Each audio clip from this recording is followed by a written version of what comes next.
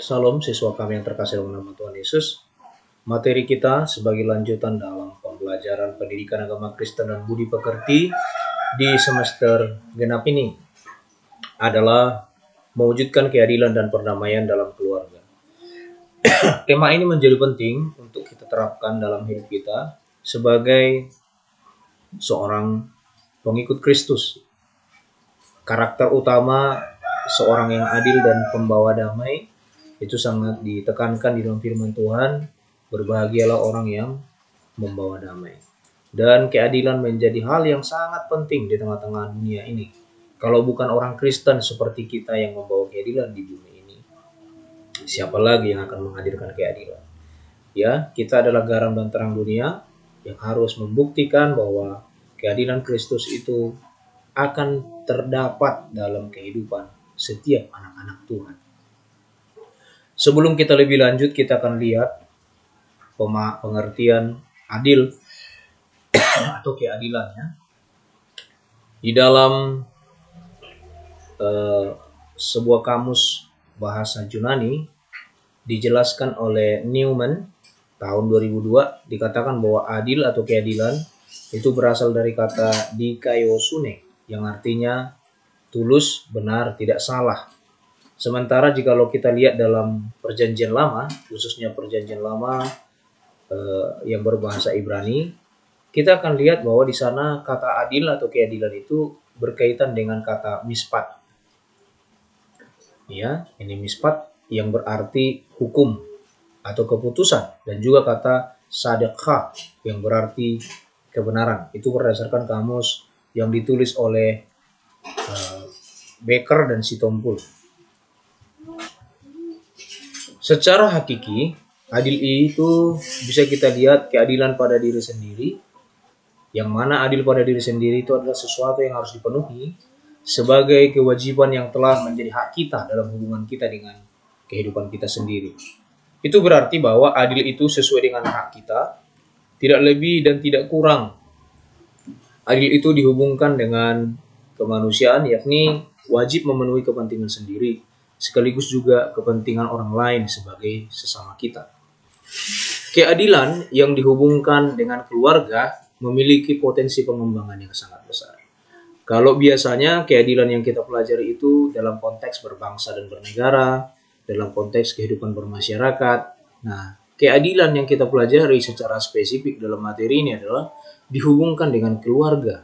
Dan ternyata keadilan yang kita bahas ini merupakan cikal bakal dan potensi keadilan yang menyeluruh, bahkan keadilan yang akan berlaku dalam skala besar dalam konteks dunia. Kenapa? Karena semua orang memiliki keluarga dan semua orang berasal dari keluarganya masing-masing. Karena itu, di dalam keluargalah seseorang akan dibentuk, diajar untuk kemudian akan menjadi pelaku-pelaku keadilan di dalam dunia kerja, dalam dunia masyarakat sosial, dan lain sebagainya. Jadi, dapat kita artikan seseorang yang bertindak adil dalam hidupnya sehari-hari, baik di sekolah, di lingkungan masyarakat, atau dimanapun, pastilah dia diajarkan tentang keadilan oleh keluarganya. Sikap atau tindakan yang dianggap adil adalah sikap tindakan di mana seseorang itu menyerahkan dirinya secara total kepada Tuhan. Sebelum kita berdamai dengan keluarga dan lingkungan, seharusnya lebih dulu kita harus berdamai dengan Tuhan dan kehendaknya. Inilah dasar utama kehidupan Kristen. Jadi, perdamaian yang bisa dimunculkan di dunia ini, dan itu hanya mungkin dimunculkan oleh orang yang memiliki damai dan keadilan dalam dirinya. Kapan keadilan dan kedamaian itu ada dalam diri kita? Kalau kita sudah berdamai dengan Tuhan dan berdamai dengan diri kita sendiri. Tidak mungkin kan orang lain kepadanya kita bisa berdamai. Gimana Pak contohnya perdamaian dengan diri sendiri? Kita bisa menerima diri kita dan memperlakukan diri kita sebaik-baiknya, seadil-adilnya. Ya, ini contoh sederhana. Tubuh kita ini masing-masing punya porsi. Ada porsi istirahat, ada porsi bekerja. Tetapi banyak orang muda menggunakan porsi untuk dirinya sendiri secara tidak adil. Ya, sepanjang hari bisa bermain games, sepanjang hari bisa bermain secara tidak terkontrol, bahkan sampai di malam hari yang seharusnya jadwal istirahat dia dipakai untuk tidur-tiduran. Nah, yang lebih anehnya, harusnya di jam siang dia bekerja, malah sebaliknya jadi tidur-tiduran. Nah, ini sebuah problem ketidakadilan terhadap diri kita sendiri. Ya, bagaimana hal ini bisa kita atasi? Seharusnya kita meneladani Tuhan kita, Tuhan Yesus Kristus. Perhatikan anak-anak kami, sebelum kita berdamai dengan keluarga, perhatikan di sini, sebelum kita berdamai dengan lingkungan, sebelum kita berdamai dengan orang di sekitar kita, harus lebih dulu kita berdamai dengan Tuhan dan kehendak-Nya. Usahakan dan upayakanlah pola hidup Anda adil, damai. Ya, caranya tadi saya sudah jelaskan. Teladanilah kehidupan kita Tuhan Yesus Kristus. Nah, dalam hal ini kita akan belajar secara spesifik perdamaian dalam keluarga. Nah, sebenarnya konsep damai ini, perdamaian ini memiliki dua sifat ya. Damai itu bisa berarti positif dan juga bisa berarti negatif.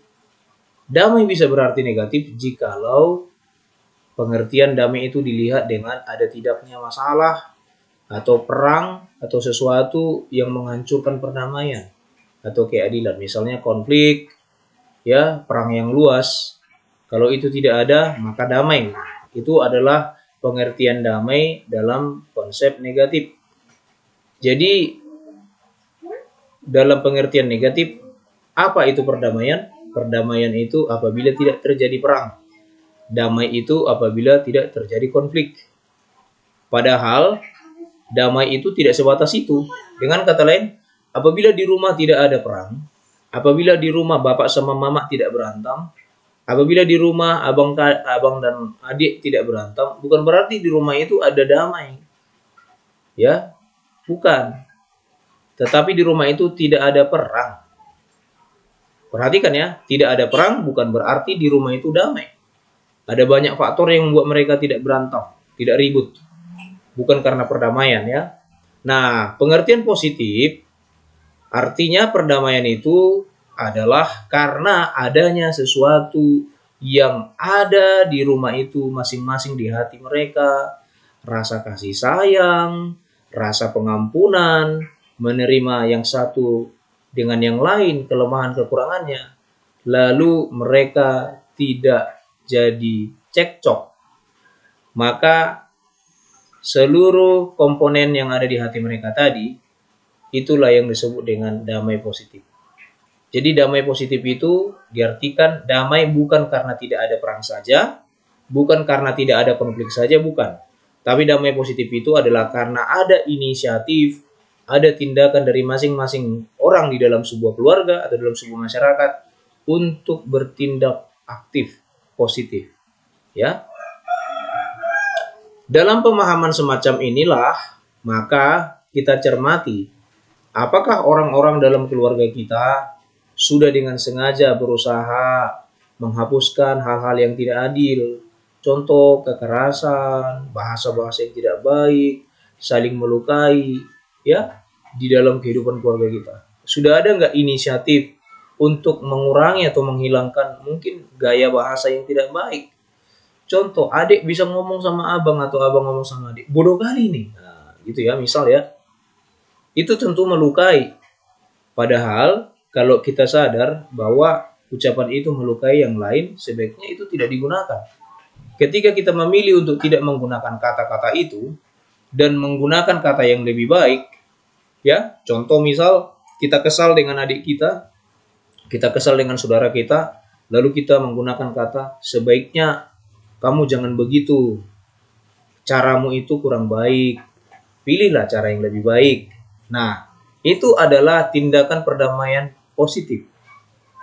Ya, tetapi kalau kita menggunakan misalnya bahasa yang lebih ekstrim, yang tidak baik, mungkin kita katakan, bodoh kali kau. Itu aja pun kau tidak tahu. Nah, coba. Padahal orang yang kita temani bicara itu adalah orang yang sama dengan kita, yang bisa juga terluka dengan ucapan kita, kata-kata kita, tapi terkadang kita tidak memperdulikan perasaannya. Nah, inilah yang dimaksud dengan ketidakadilan. Nah, berikut kita akan lihat secara khusus ketidakadilan itu bisa terjadi dalam kehidupan remaja, kaum muda, ya. Secara umum semua orang pasti mengalaminya, baik orang tua maupun anak-anak. Tetapi kita lihat bahwa dalam topik ini, karena kamu kelas 11 adalah tergolong kaum muda, maka materi ini dikhususkan untuk itu.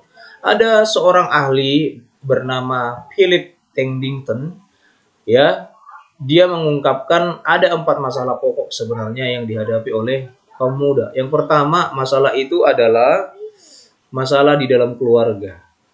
Inilah yang sering muncul di dalam kehidupan orang muda, yang mengakibatkan dia merasa tidak diperlakukan adil, dan juga dia jadinya tidak berlaku adil. Yang kedua, dalam masyarakat, dalam kehidupannya di tengah-tengah masyarakat, dia sering diperlakukan tidak adil. Dan juga dia bisa melakukan ketidakadilan juga kepada orang lain. Nah, bagaimana dengan gereja? Ya, gereja juga. Kadang orang muda itu dianggap sebagai kelas 2, ya. Kurang diperhitungkan di gereja, tidak adil. Maka orang muda juga sering berlaku tidak adil di dalam gereja. Nah, juga di dalam diri kaum muda itu sendiri. Ada 4 zona ketidakadilan yang dialami oleh kaum muda. Di dalam keluarga, masyarakat, gereja, bahkan juga dalam dirinya sendiri. Ya, itu pendapat dari Philip tadi. Yang perlu diketahui dan dilakukan adalah bahwa setiap masalah kaum muda merupakan tanggung jawab kaum muda itu sendiri untuk mengatasinya. Jadi saya mau sampaikan, nak, setiap masalah ketidakadilan atau masalah apapun dalam hidupmu, sebenarnya itu adalah cara Tuhan melatih kita, melatih kalian untuk lebih dewasa. Karena ingat, definisi dewasa adalah seseorang yang mampu mengatasi masalahnya sendiri, mampu memberikan jalan keluar bagi problemnya sendiri, dan mampu bertahan di dalam masalah yang dihadapinya. Jadi tidak cengeng, ya. Orang lain hanya dapat memberikan bantuan atau pendampingan. Dengan kata lain, kamu kaum muda sendirilah yang harus mengatasi masalah itu secara mandiri, ya. Nah, apapun yang sedang kalian hadapi dalam kehidupan sehari-hari, persoalan, tantangan di dalam keluarga ataupun di luar keluarga, sebagai siswa kelas 11 dituntut kalian mampu mengelola, ya, pikiran dan perasaan kalian supaya tetap berlaku adil, ya. Ingat tadi ada 4 zona yang harus kita hadapi untuk berlaku adil. Yang pertama adalah Anda adil terhadap keluarga, yang kedua Anda adil terhadap gereja, yang kedua Anda adil terhadap masyarakat, dan yang terakhir yang paling penting, Anda harus adil terhadap diri kalian sendiri. Ya, coba bayangkan ya, nak, ya. Mata yang tidak bersalah bisa buta, ini tidak main-main, bisa buta, bisa mengalami gangguan gara-gara terlalu sering dan terlalu lama menggunakan gadget. Ya, apalah salahnya mata ini? Ya, kita tidak adil dengan diri kita sendiri. Kadang kita sampai capek, letih, badan pengen beristirahat, tetapi kita menggunakan banyak waktu untuk main game online. Ada yang di warnet, ada yang di kamar, dan di mana coba. Ya, kadang kita tidak adil, diri kita butuh makanan, nutrisi, tetapi uang kita pakai untuk beli rokok. Makin rusaklah badan kita ini. Ya, ini contoh saja, ya. Kadang kita butuh makanan asupan gizi, tapi yang kita beli hanya fashion. Ya. Nah, makin rusaklah diri kita ini. Kadang kita pengen tampil cantik, kulit putih, tetapi kita pakai kosmetik yang mengandung merkuri. Rusaklah kulit kita ini. Ya kan? Jadi kadang banyak hal-hal yang tidak adil yang kita lakukan terhadap diri kita sendiri. Bahkan juga terhadap orang tua, terhadap adik, saudara kita. Nah, pesan firman Tuhan dan pesan Bapak hari ini, sebagai siswa kami yang sudah belajar di kelas 11, yang sebentar lagi juga akan masuk di kelas 12, mari kita perbaiki diri kita, jadilah kita pelaku-pelaku keadilan dan kebenaran di dalam keluarga kita masing-masing. Salam, Tuhan Yesus memberkati.